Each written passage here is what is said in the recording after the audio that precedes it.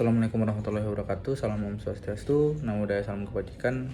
Kembali lagi bersama saya Muhammad Rizal Putra. Pada video kali ini akan melanjutkan dari pembahasan jurnal pembelajaran valuasi tambang pada yang kelima,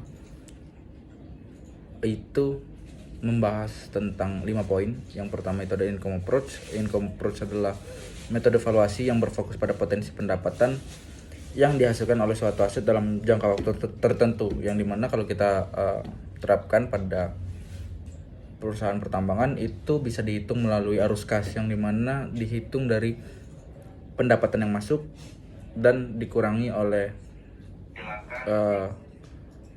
biaya yang dikeluarkan. Kemudian yang kedua itu ada determining value, yang dimana ini merupakan cara untuk menentukan nilai tambang melalui pelibatan analisis berbagai faktor. Banyak faktor yang dilibatkan, termasuk biaya produksi ataupun harga komoditas, biaya operasional ataupun risiko-risiko lainnya, yang kemudian ini digunakan untuk mempertimbangkan fluktuasi harga saat membuat proyeksi pendapatan, kemudian biaya operasional ataupun hal-hal lain. Jadi semuanya itu bisa diperhitungkan melalui determining value ini, berapa yang akan dikeluarkan untuk sesuatu kegiatan.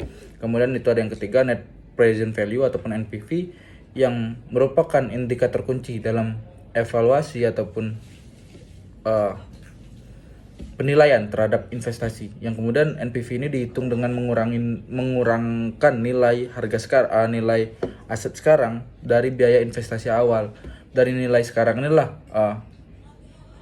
dari arus kas yang diharapkan di masa depan. Kemudian dua hal ini ketika memang dihitung mendapatkan nilai positif, berarti hal ini berarti proyek tersebut layak untuk diinvestasikan. Ketika memang hasil NPV ini tidak layak, akan memunculkan nilai minus di datanya. Kemudian yang ketiga itu ada ERR ataupun yang sering disebut dengan internal rate of return, ataupun yang bisa kita sebut juga hampir sama dengan NPV, tapi ketika NPV itu nilainya plus atau minus. Kalau IRR ini yang membuat NPV itu sama dengan 0. Jadi IRR inilah yang membahas tentang tingkat pengembalian yang diharapkan dari investasi. Ya, keuntungan lah bisa kita sebut, dan sering digunakan juga sebagai alat untuk membandingkan beberapa proyek.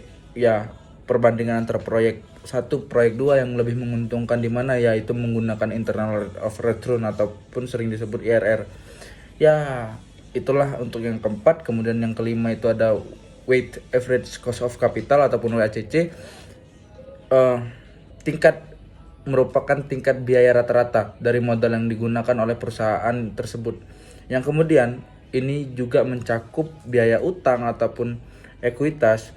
Ya, WACC ini merupakan faktor penting juga lah dalam perhitungan suatu keuntungan. Ya, seperti perhitungan NPV dan IRR yang saya jelaskan sebelumnya, karena ini juga digunakan sebagai tingkat lah discontinue untuk menghitung nilai sekarang dari arus kas masa depan itu berapa sih. Itulah WACC. Sekian dari saya, terima kasih.